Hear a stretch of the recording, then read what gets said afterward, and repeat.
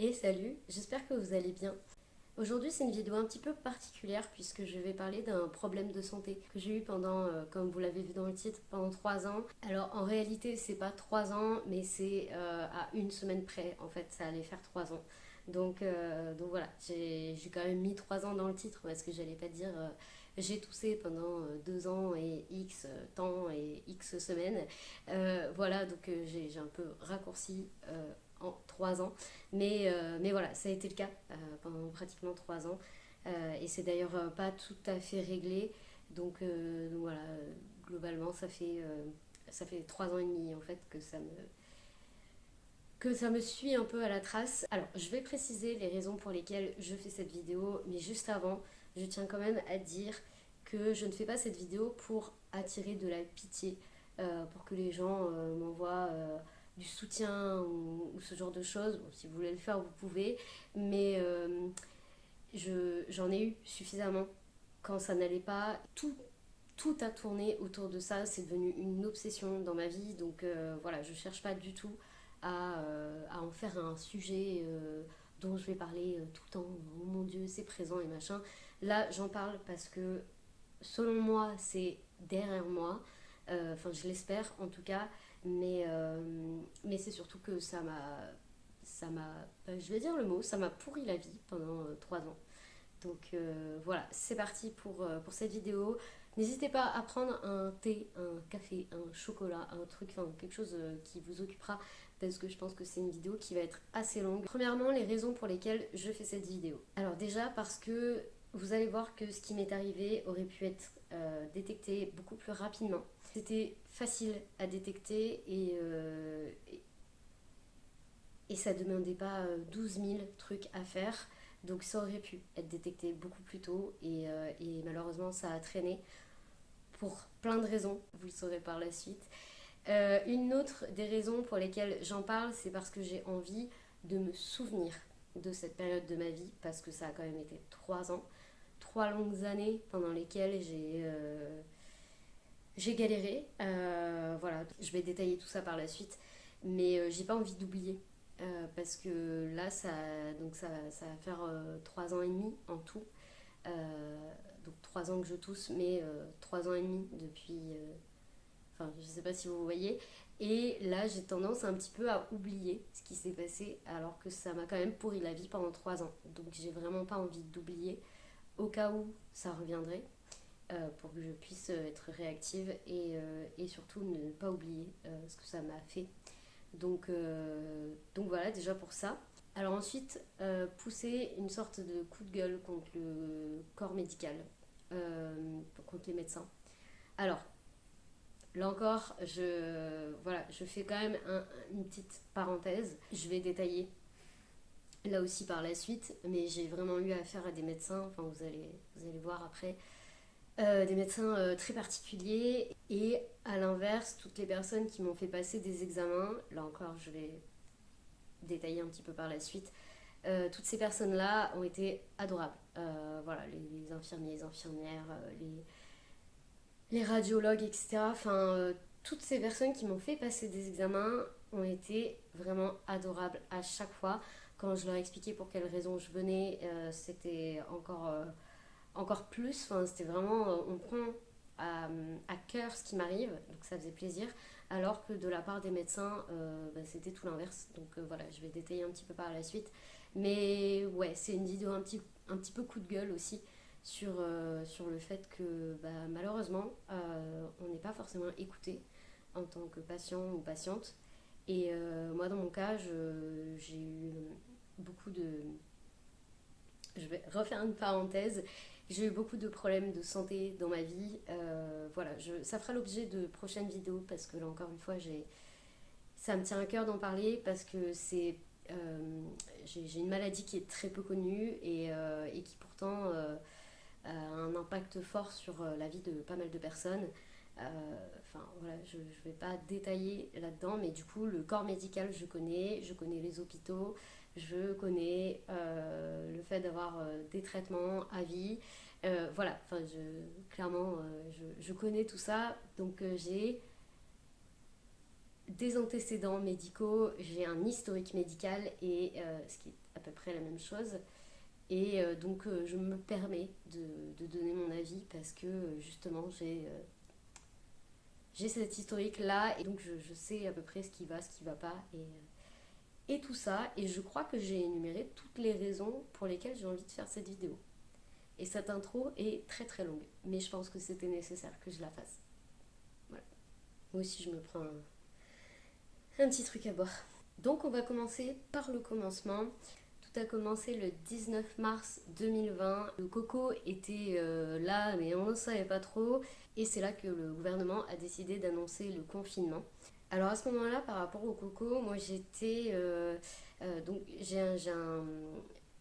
je vous l'ai dit, j'ai une maladie, donc je ne vais pas m'étaler dans cette vidéo aussi. Je suis considérée comme une personne à risque au niveau des infections et virus et autres petits trucs bien sympas. Et quand ils ont annoncé qu'il y avait voilà, un virus qui circulait, donc le coco, j'ai pas pris peur tout de suite parce que je sais comment je fonctionne mentalement et je sais très bien que si je me dis que mentalement c'est terrible, mon corps va fonctionner comme ça et se dire que c'est terrible. Donc vraiment, moi j'ai pris ça un peu en me disant, alors pas forcément à la légère, mais en me disant ça va pas durer. C'est passade, enfin c'est une passade, ça va aller. Et voilà, donc ils ont annoncé le confinement. Donc pour moi être confinée, c'était du coup être avec ma compagne et ses deux filles, donc on ne savait pas pour combien de temps. Et on était dans la maison que ma compagne habitait quand je l'ai rencontrée. Maison qu'elle avait choisie un peu par défaut et surtout maison que moi j'aimais pas. Enfin, je me sentais pas forcément à l'aise dans cette maison. J'étais pas. Enfin voilà, c'était une maison où on avait interdiction de faire quoi que ce soit. Donc, enfin, c'était pas le. Franchement, aujourd'hui, on me dirait, tu es confiné dans ton appart actuel. Ok, moi ça me va, pas de souci. Je suis pas très sociable. Juste les cours de théâtre vont me manquer si c'est le cas.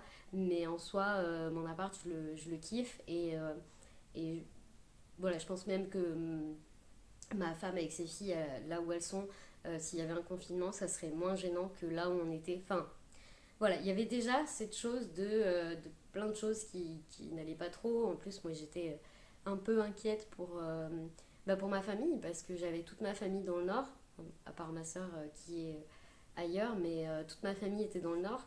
Et j'ai aussi pensé aux personnes fragiles, notamment ma grand-mère. Et en fait, comme on ne savait pas trop ce que c'était le coco et que clairement les médias en rajoutent une couche, moi après, je crois que c'est pendant les confinements, j'ai décidé d'arrêter de regarder les infos et tout parce que vraiment c'était trop quoi, enfin c'était beaucoup trop. Voilà, je me disais, bah moi ça va finalement, je vais vivre ma vie et tout va bien, mais à côté de ça, il y avait beaucoup de choses qui me posaient problème.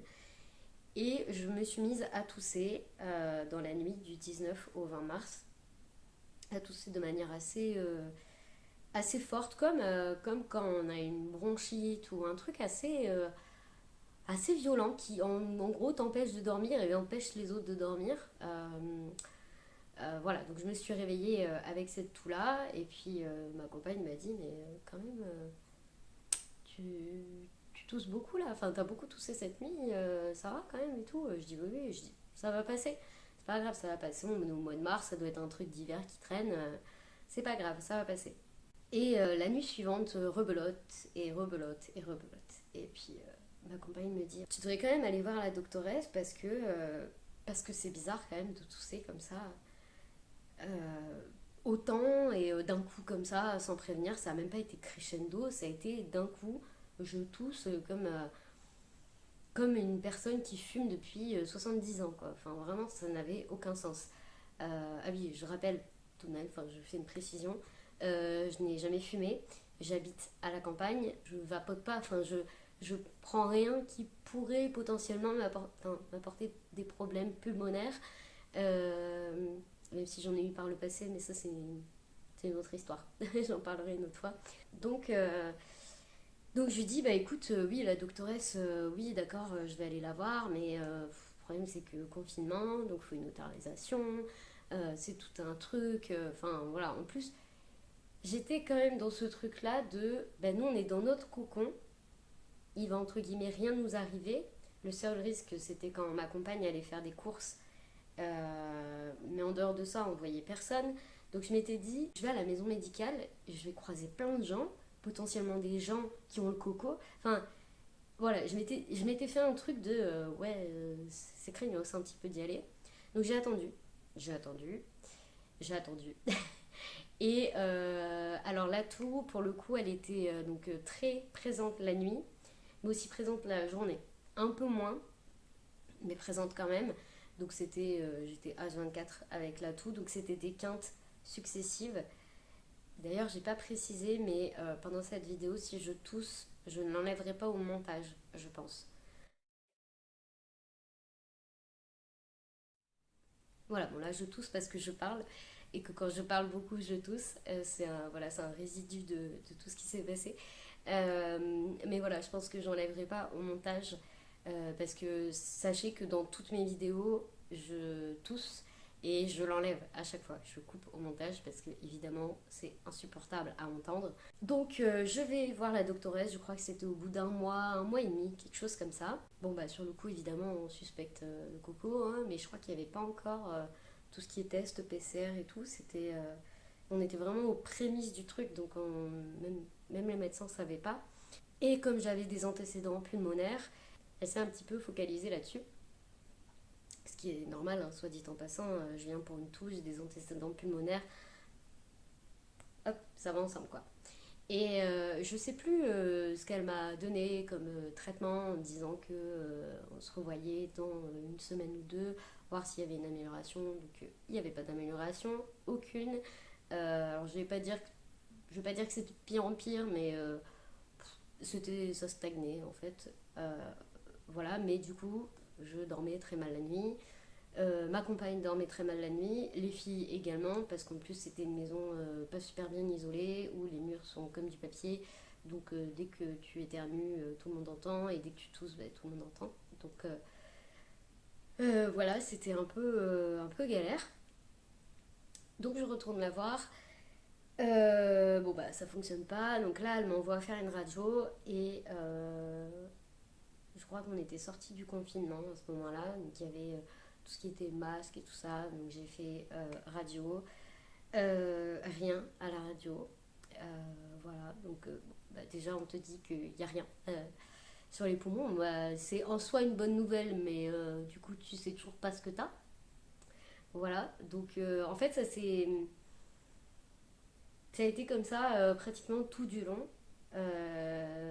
Les examens, enfin vous allez le voir après, les examens étaient négatifs à chaque fois. Pareil, elle m'a fait faire une prise de sang qui était négative, enfin j'avais pas d'infection. Et puis, alors, tout ça, c'est quand même. Alors, du coup, comme j'ai des antécédents médicaux, j'avoue que le médical, j'y vais à reculons. Parce que, parce que j'en ai marre, en fait. J'ai subi plein de trucs et c'est vrai que j'y vais assez à reculons. Et ce qui fait que, en plus, comme je suis pas trop sociable et plutôt timide, j'ai tendance un petit peu à reculer les choses, et notamment quand il y a des rendez-vous médicaux, à pas forcément appeler en temps et en heure pour prendre rendez-vous. Enfin, bref, ça c'est mon gros problème. Je suis en train un petit peu de le résoudre, mais c'est vrai qu'il y a 3 ans, c'était pas du tout le cas. Il y a 3 ans et demi d'ailleurs. Et tout ça, ça a pris du temps, clairement. En plus, bah, il y avait les confinements, euh, les médecins étaient overbookés. Enfin, il y avait tout un truc qui a fait que ça a mis du temps avant qu'il se passe des choses. Et je pense que ça doit être au bout de 6 mois, j'ai accepté en fait que la toux était là et qu'elle serait peut-être là toute ma vie et que de toute façon c'était comme ça. Et alors, voilà. Alors après, au niveau des symptômes, donc j'en avais pas mal.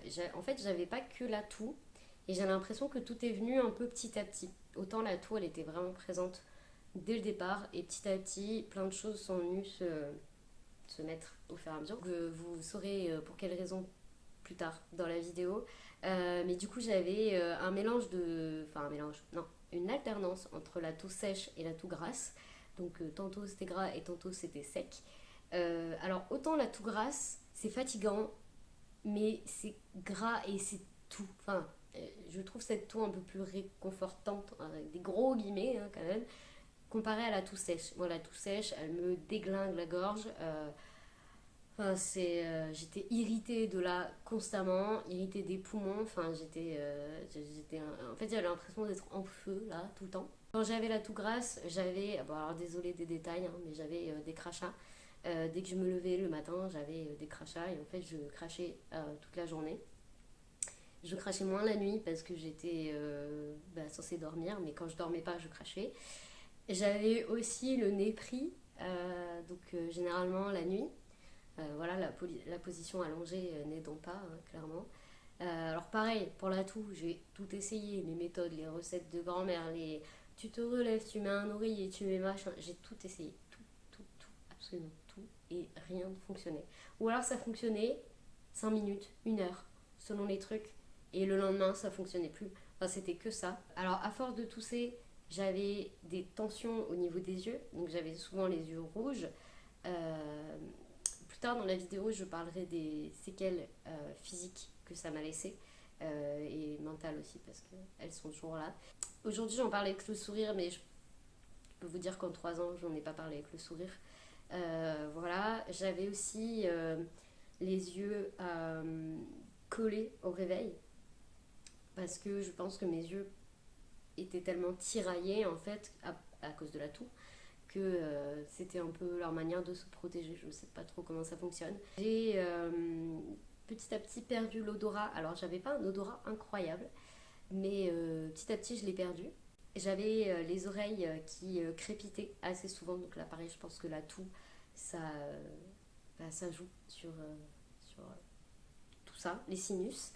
Les oreilles qui se bouchaient. J'avais aussi une gêne dans la gorge, donc j'arrivais pas à savoir si c'était physique, physique, palpable, ou si c'était juste à force de tousser et ça me détruit la gorge. Et d'ailleurs, j'ai eu la voix éraillée quand, quand j'ai commencé à tousser. Donc, j'avais déjà une voix grave, mais elle est devenue encore plus grave. Et là, la voix que j'ai actuellement n'est pas ma voix d'avant tout ça. J'ai un peu récupéré, mais je sais pas si je récupérerai ma voix d'avant un jour, mais là j'ai une voix grave et, euh, et j'ai jamais eu une voix très aiguë en soi, sauf quand je le faisais exprès. Mais typiquement maintenant, monter dans les aigus, je ne sais plus faire euh, parce que mes cordes vocales, je pense, ont été abîmées par tout ça. J'ai même eu un épisode où je n'avais plus de voix. Ça, c'était en septembre dernier, donc septembre 2022, jusqu'à novembre à peu près. Donc j'ai très très peu parlé.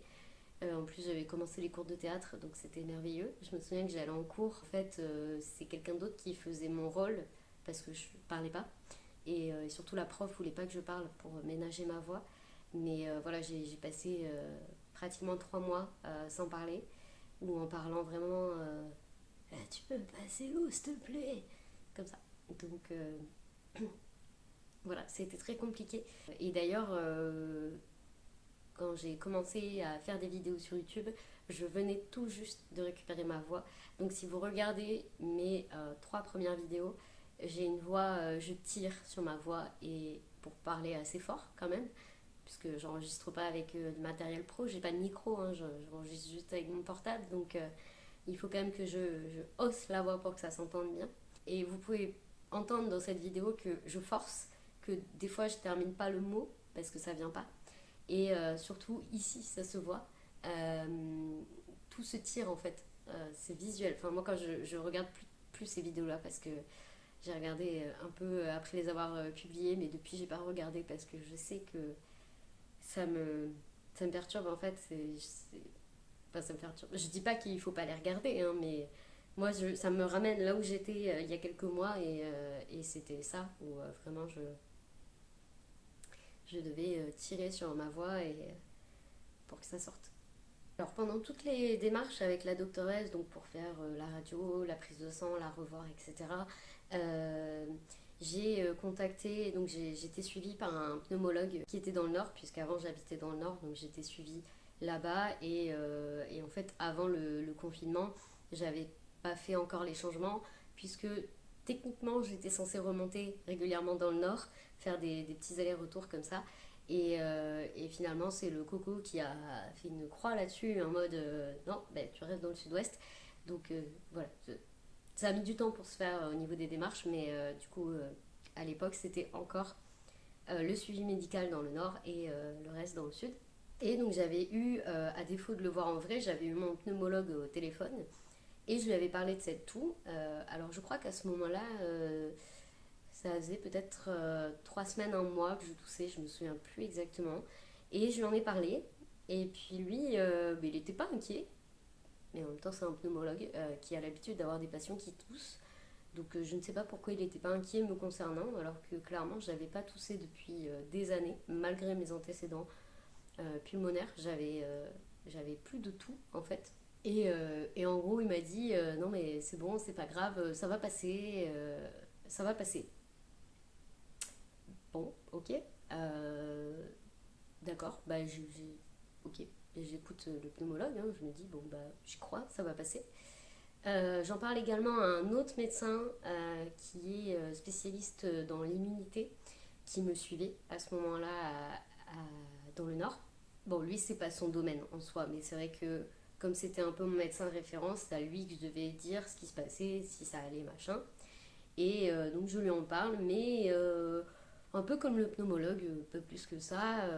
En fait, ils étaient très focalisés sur le coco, vu qu'à ce moment-là, on ne savait pas trop ce que ça pouvait entraîner comme problème. Donc ils étaient très focus là-dessus et pas sur le reste. Donc au niveau de ma toux, bah, c'était un peu pareil, ça va passer. Ok. Je leur fais confiance. C'est deux médecins spécialisés, même si sur le moment je me dis que c'est bizarre quand même, eux qui sont très à cheval sur les petites infections, les petits trucs et tout d'habitude, là, ça va passer. Je sais pas, c'est bizarre. Enfin voilà, je continue ma vie. Je pense qu'il se passe à peu près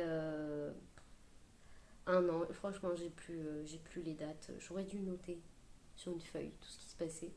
Je l'ai peut-être fait une période et puis j'ai arrêté, ça m'a découragée. Mais au bout d'un moment, bah, le suivi que j'avais dans le nord, étant donné que je pouvais plus remonter, et surtout je voulais pas. Avec le coco, je trouvais ça trop dangereux en fait de prendre le risque de prendre le train, voilà, d'être dans des gares bondées de monde et tout, j'avais pas envie. Euh, donc je suis pas remontée et on a mis le suivi médical du coup dans le sud. Donc j'ai commencé à voir une pneumologue. Donc j'avais un pneumologue dans le nord et là c'était une. C'était mon pneumologue qui me l'avait conseillé. Et donc je vais la voir pour continuer le suivi, mais aussi pour cette toux. Bon, alors déjà j'ai trouvé qu'elle s'intéressait pas forcément à ma toux, alors que certes j'avais le suivi, mais je venais aussi parce que je toussais. Et donc elle me dit non mais c'est de l'asthme ça, vous êtes asthmatique en fait. Ben, écoutez, enfin moi j'ai connu des gens asthmatiques notamment quand j'étais au collège et j'ai pas le souvenir que c'était comme ça pour eux.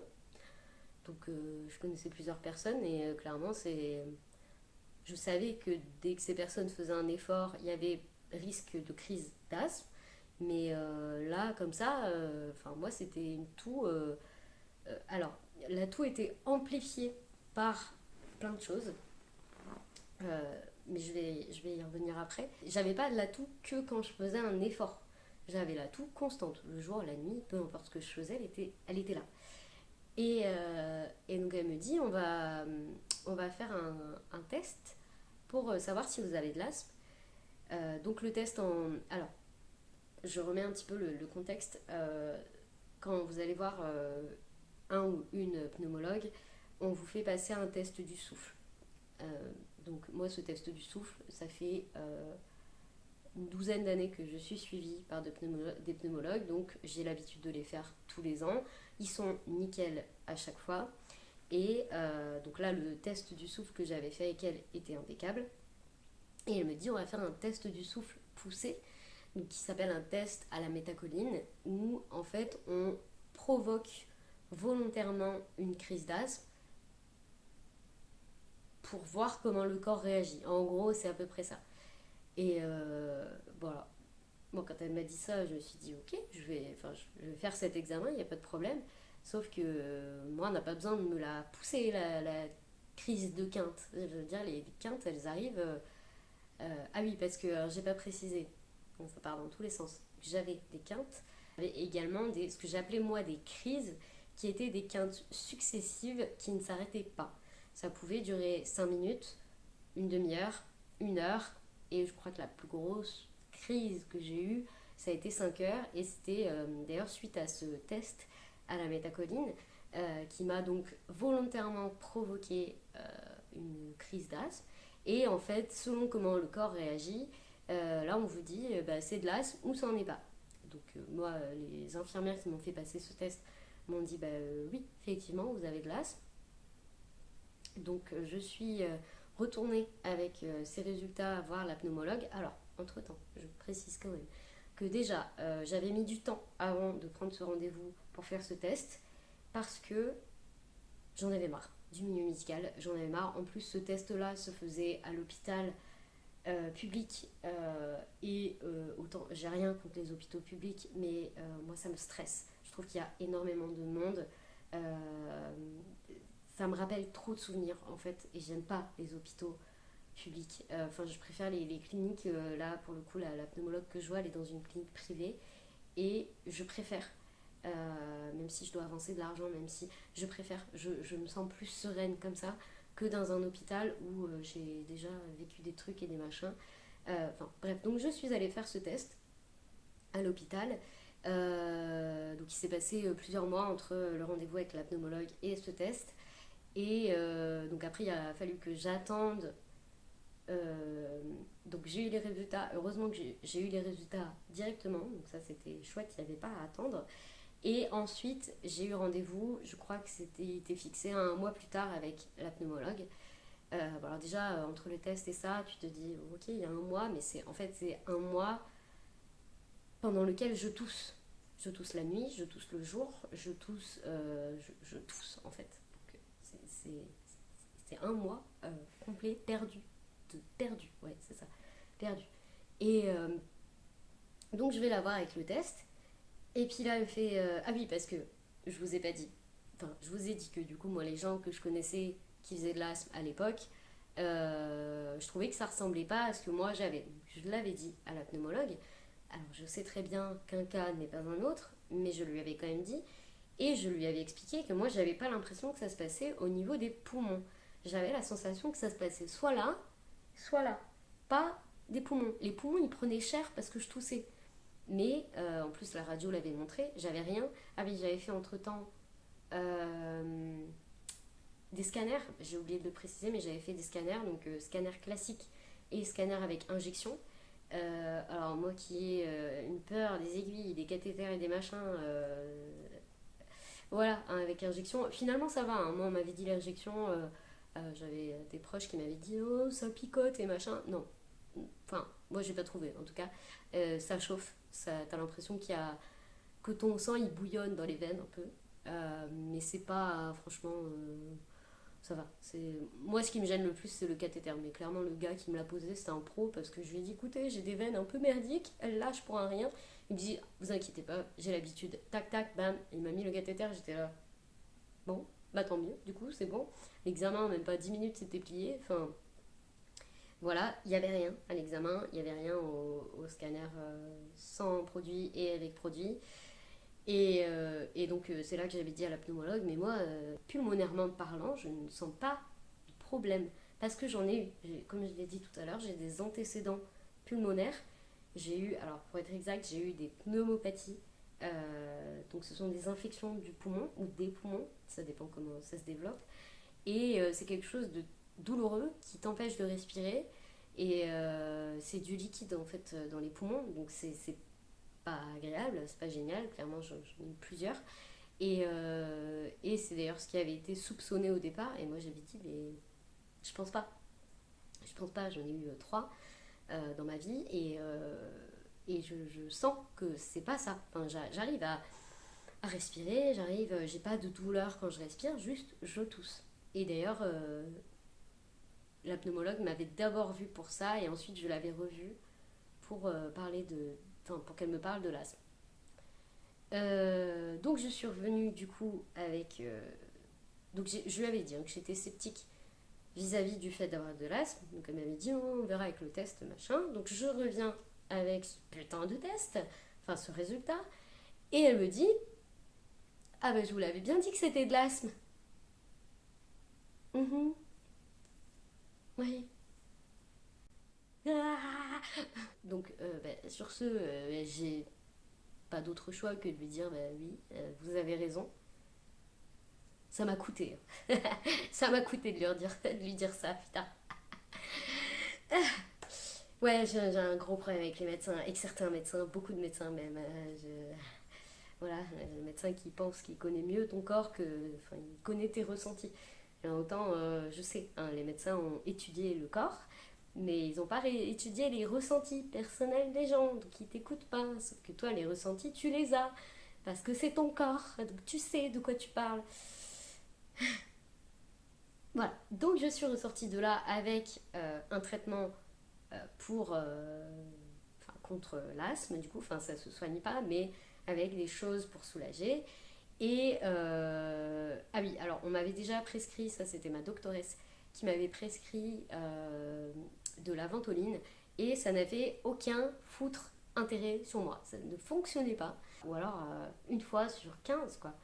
Enfin voilà, donc là je ressors avec, alors c'était pas de la ventoline mais avec autre chose qui était en gros censé m'aider quand j'avais des quintes. Dit ça faut que je prenne quand ça s'accélère et que je tousse et machin.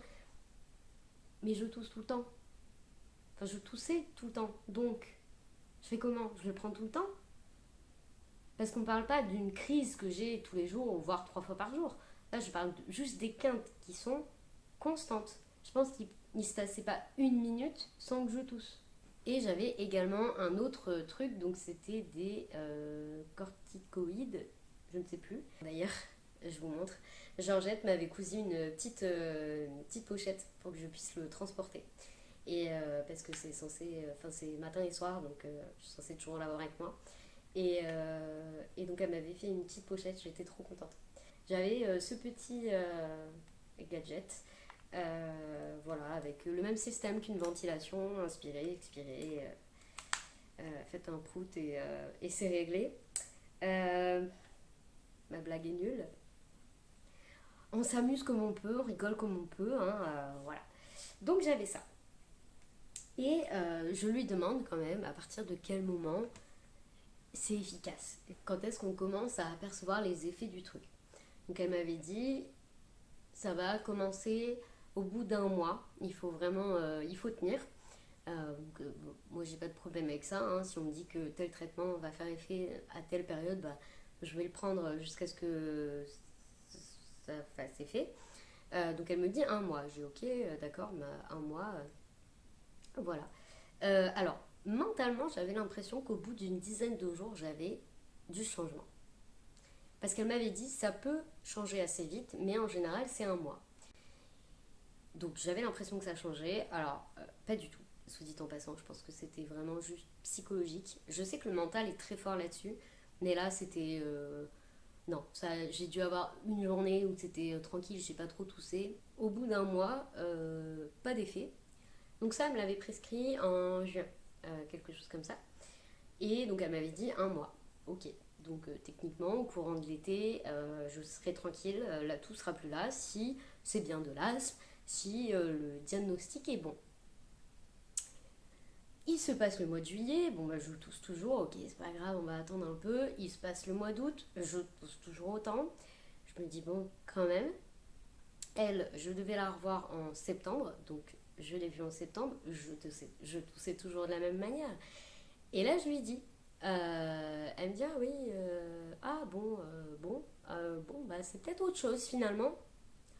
Oui, merci de m'avoir fait perdre 3 mois. Et encore, c'est parce qu'elle m'avait redonné un rendez-vous en septembre. Autrement, j'aurais attendu plus de 6 mois avant de la revoir, à essayer de tester un médoc qui fonctionnait pas du tout.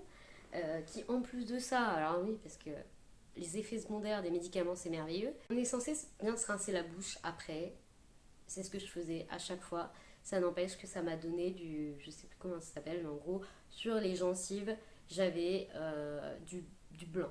du blanc qui venait. Et donc ça, c'est à cause du médicament. Je la revois en septembre, donc ça fonctionne pas, tout ça, ok. C'est bizarre, bah continuez quand même. Oui, alors autant vous dire que moi, entre-temps, vu que ça m'avait bien blanchi tout ça là, j'ai arrêté de le prendre parce que de un, ça n'avait aucun effet.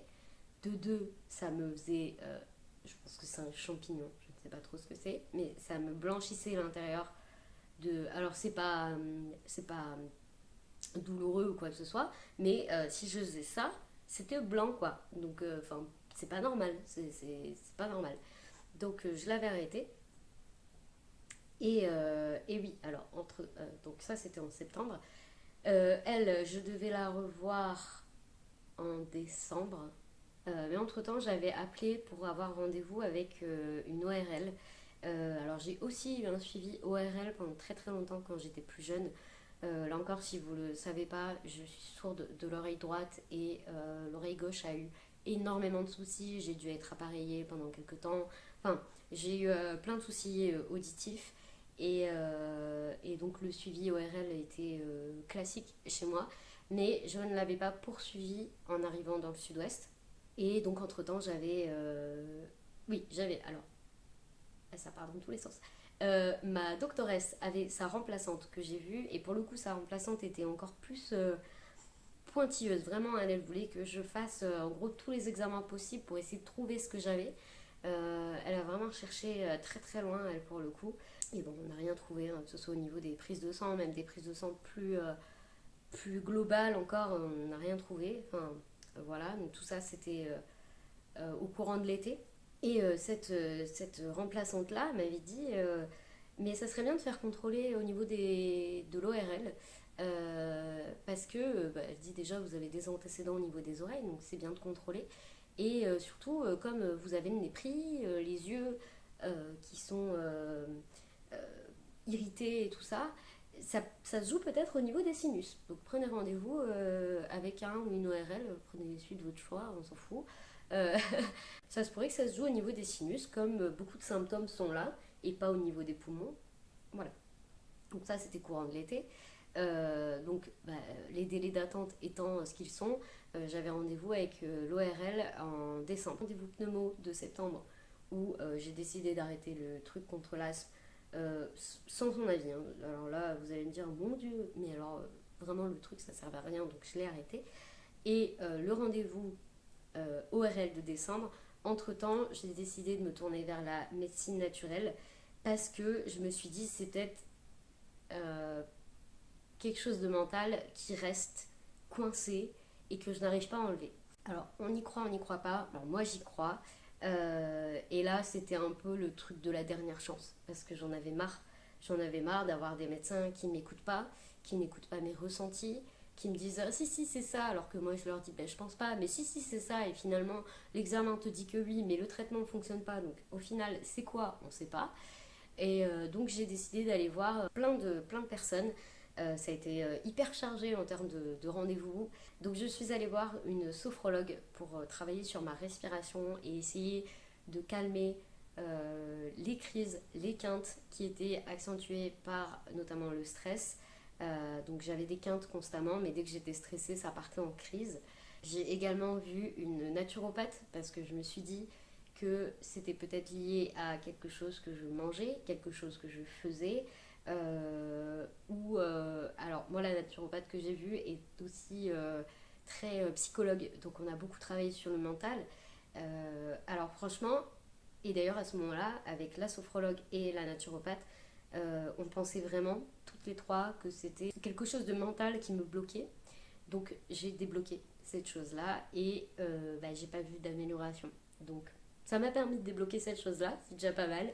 Mais du coup, c'était pas en lien avec ce que j'avais. J'ai également vu en même temps une personne qui pratiquait la médecine chinoise et qui jouait aussi beaucoup sur le mental. Et j'ai également vu un homéopathe. Toutes ces médecines-là, je me suis dit, ça peut que être positif. Même si on ne trouve pas ce que j'ai, même si on n'arrive pas à soigner, en fait, tout ce que ça m'a apporté, c'était positif. J'ai appris des choses sur moi-même, j'ai changé certaines choses et j'ai également vu une acupunctrice Tout ça donc m'a apporté des choses, ça ne m'a pas guéri de ce côté-là, mais parce que le diagnostic n'avait pas été posé. C'est-à-dire que chacune de ces personnes, et même la pneumologue, ma doctoresse, j'ai eu une infectiologue entre-temps, toutes ces personnes-là n'ont pas réussi à poser un diagnostic sur ce que j'avais. Et donc, méthode naturelle ou conventionnelle, ça ne fonctionnait pas. Parce que le diagnostic n'était pas là ou n'était pas le bon dans le cas de l'asthme. Parce que c'est vrai que moi, les personnes que je suis allée voir, donc naturopathe, homéopathe et tout ça, au début j'y suis allée en disant que j'avais de l'asthme. Ces personnes étaient d'ailleurs pas d'accord avec cette idée-là, avec ce diagnostic-là. Donc ça faisait plaisir en fait d'avoir quelqu'un en face de toi qui te dit bah, je pense pas que ça soit ça. Hey, je suis d'accord avec vous, je pense pas non plus que ça soit ça. Et donc on a creusé à propos de plein de trucs psychologiques. On a creusé aussi au niveau, je me souviens notamment avec l'homéopathe qui a vachement travaillé sur la gorge et sur les sinus. Et lui, il était persuadé que c'était là quelque part. Il sentait pas là en fait. Il le voyait vraiment soit là, mais il n'arrivait pas à déterminer où. Et, et d'ailleurs, il me faisait des massages. Il avait une technique, alors ça faisait mal, clairement, ça faisait mal, mais ça me dégageait les sinus. Je respirais mieux, je toussais un peu moins. Le seul problème, c'est que c'était temporaire. Ça durait 2-3 jours et ça revenait, et ma toux revenait. Et donc je l'ai vu plusieurs fois et c'était efficace, mais c'est vrai que au bout d'un moment, aller voir le médecin toutes les semaines, c'est un peu lourd quand même. Donc voilà. Et entre-temps, mon rendez-vous avec l'ORL est arrivé. Je lui ai expliqué mon cas, ce que j'avais comme symptômes. Donc toute la liste que je vous ai faite tout à l'heure, je l'ai faite. J'avais même tout noté sur un papier pour ne rien oublier. Et elle me regarde, elle me dit ça me fait beaucoup penser à une sinusite. Et je dirais même une sinusite chronique, du coup.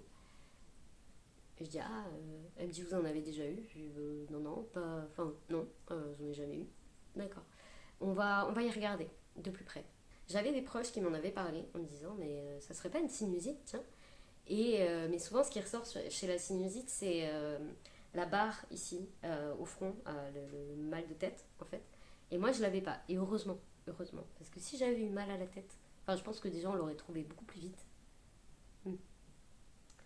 Ah, ça aurait été un mal pour un bien quand même, hein. Mais du coup, si j'avais eu mal à la tête et si ça avait duré autant de temps, bah, je veux pas savoir. je. Voilà. Et donc l'ORL me passe une petite caméra dans le nez et elle me dit oui, oui, c'est ça, c'est une sinusite. Et comme du coup elle est supérieure à 3 mois, on parle de sinusite chronique.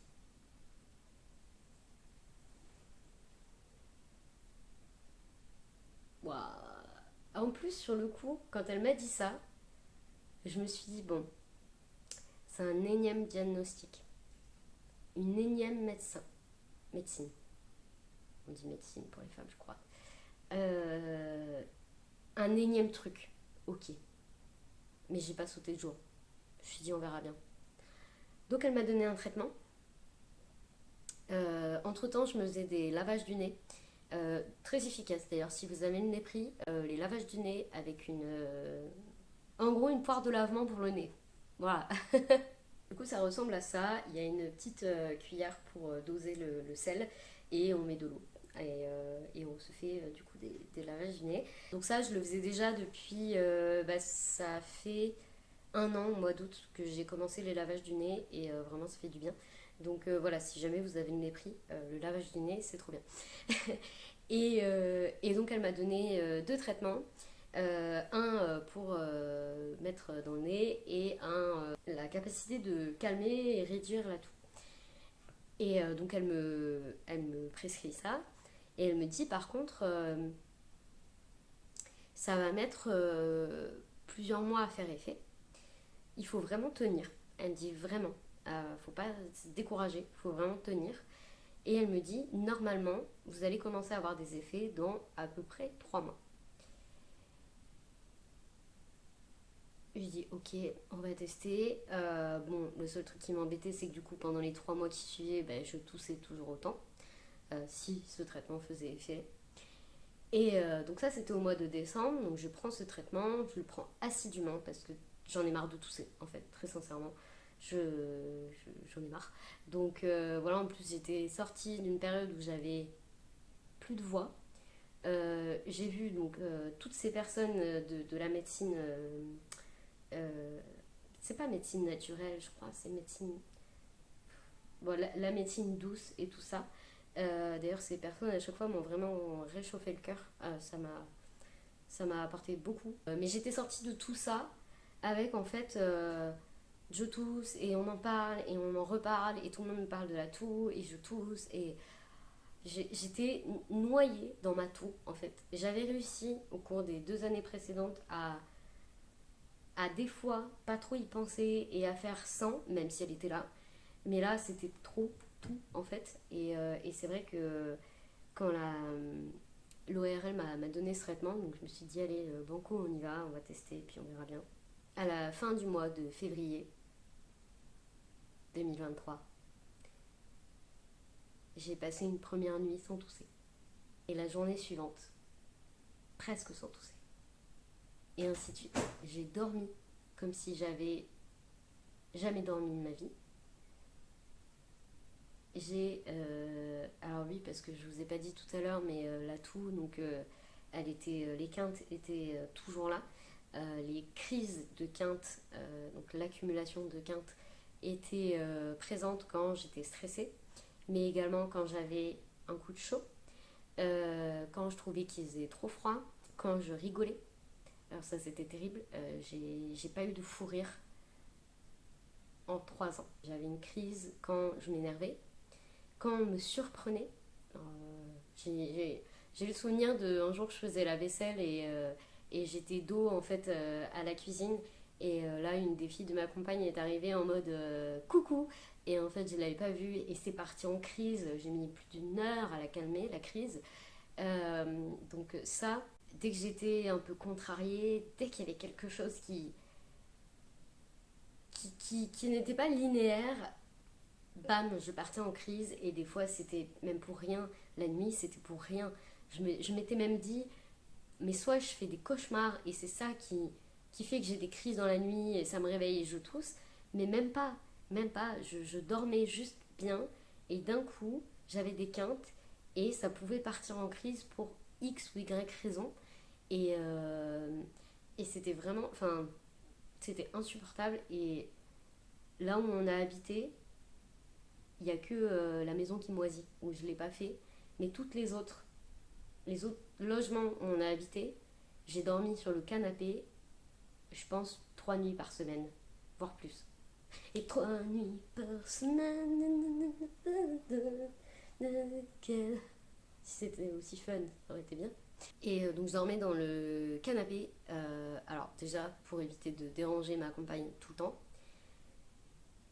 et aussi parce que j'avais chaud très vite et il fallait pas que je sois gênée par quelqu'un qui bouge ou c'était vraiment j'étais à fleur de peau tout le temps à cause de cette putain de tout parce que c'est ça en fait.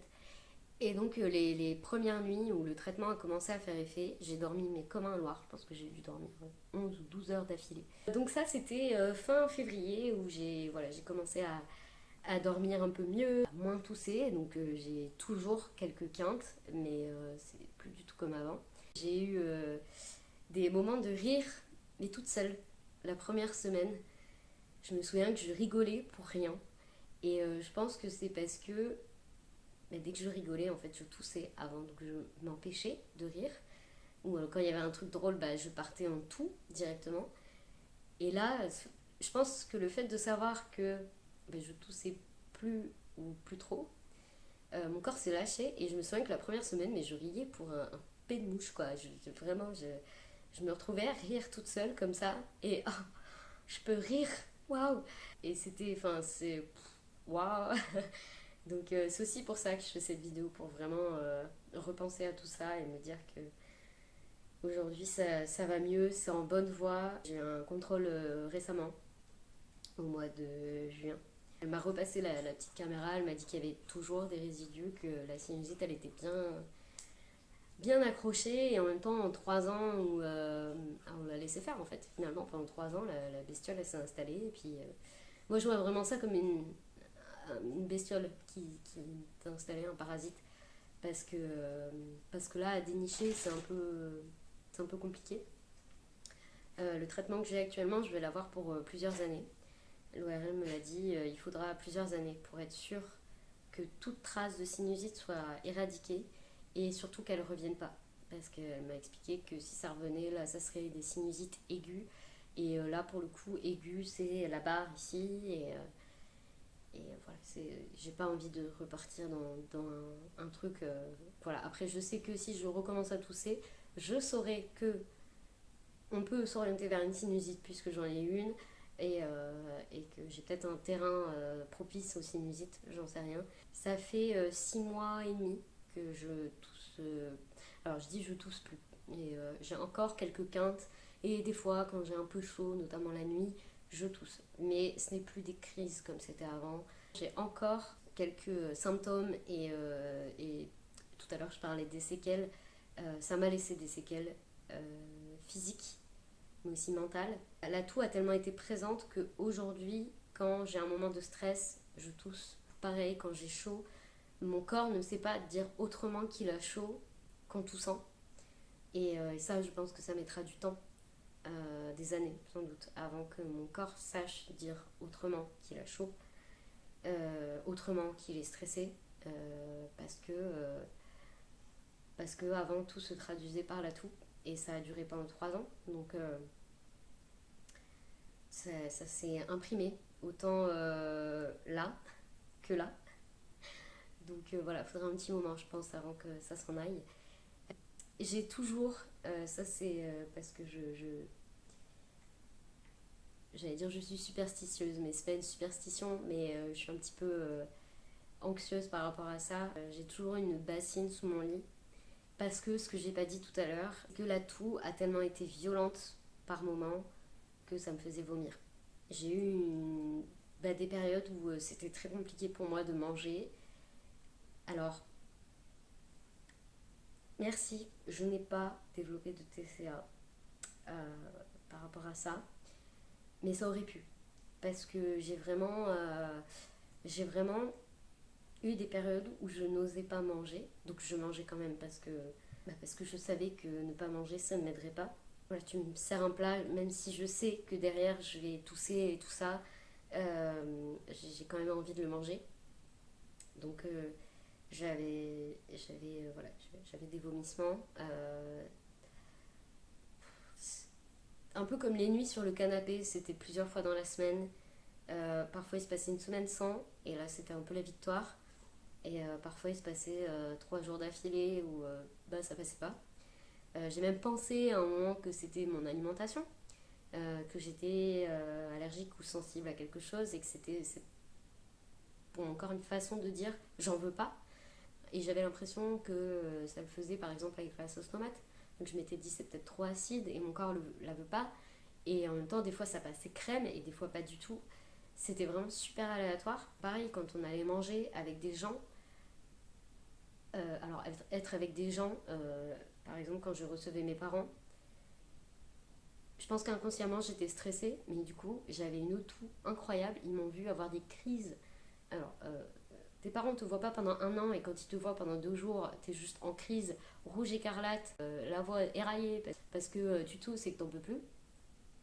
Et qu'en plus de ça, tu vomis ce qu'on vient de manger au resto. Euh, voilà, et donc j'avais toujours une bassine sous le lit, et je l'ai toujours. Voilà, je pense que c'est là. Il me faudra un moment avant de l'enlever. Je m'étais dit, je vais attendre 2 mois, 3 mois, je vais voir, peut-être qu'à 6 mois. Et là, j'ai passé la barre des 6 mois et je ne l'ai pas enlevé encore. Donc peut-être que ça sera au bout d'un an, quand je serai sûre. Donc un jour, j'espère réussir à enlever cette bassine de sous mon lit qui attend sagement.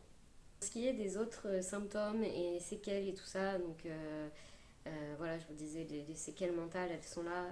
Donc je tousse toujours, hein, quand il y a quelque chose qui me perturbe, qui me stresse, qui m'énerve ou autre, ça c'est toujours, alors c'est beaucoup moins présent qu'avant, mais voilà, c'est toujours le cas, mais ça je sais qu'il faudra du temps avant que ça se s'atténue et que ça disparaisse. Donc au niveau de la toux, donc elle est plutôt sèche quand j'en ai. Des crachats, j'en ai un petit peu le matin. Comme j'aime bien dire, je suis un petit peu le moteur diesel. J'ai toujours un petit peu de mal à démarrer, mais une fois que je suis démarrée, c'est bon. J'ai toujours facilement le nez pris, mais ça, je pense que c'est la sinusite qui est bien cachée là.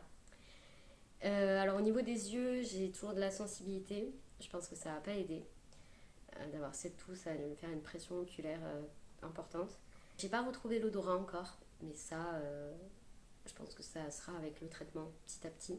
Au niveau de la voix, donc elle est revenue. Elle est grave, mais elle est revenue. Mais j'allais oublier de dire un truc en fait. Genre le truc le plus important. Enfin, oui, peut-être pas. Mais j'ai demandé à l'ORL d'où pouvait venir la sinusite. Parce que j'en avais jamais eu, j'avais pas d'antécédent par rapport à ça. Et là, elle m'a dit que beaucoup de ces patients qui avaient eu une sinusite avaient eu le coco. Et que pour elle, c'est probablement un effet secondaire du coco. Et comme elle m'a expliqué, moi c'est arrivé quand ils ont annoncé les confinements, mais du coup le coco était déjà là. Et selon elle, il se pourrait que je l'ai attrapé. Alors moi le coco, je pense l'avoir eu 2 fois. Ça a été très très compliqué à chaque fois. Mais là encore parce que j'ai un métabolisme différent et une maladie qui fait que voilà, je suis considérée comme une personne à risque, donc voilà, ça a joué. Mais là, du coup, elle m'a expliqué que ça se pouvait, que ça soit ça, que je l'ai eu en fait au tout début, là où pas beaucoup de monde l'avait, et que finalement, le résultat serait la sinusite. Selon elle, ça pourrait venir de là, ça serait peut-être l'explication. Dans tous les cas, on a mis le doigt dessus, après plus de 2 ans et demi d'investigation, après avoir vu plein de médecins, avoir testé plein de choses, être tombée sur des personnes adorables et d'autres pas du tout. Je crois que c'est tout pour cette vidéo qui je pense sera bien longue. Merci à vous si vous êtes allés jusqu'au bout. J'ai conscience que c'est pas évident. Voilà, les vidéos santé c'est toujours c'est un petit peu compliqué. Mais voilà, j'avais envie de parler de ce qui m'est arrivé. Et pour toutes les raisons citées au début de la vidéo, c'était important pour moi de le faire. Sur ce, je vais mieux. Je vais bien mieux. Et en plus de ça, je m'étais dit en septembre 2022 que j'espérais ne pas tousser lors des représentations de théâtre au mois de juin et juillet. Et je n'ai pas toussé. Voilà, j'avais de la voix, j'avais plus de tout et tout s'est bien passé. Voilà, sur ce, je vous dis à jeudi prochain pour une nouvelle vidéo et puis ciao.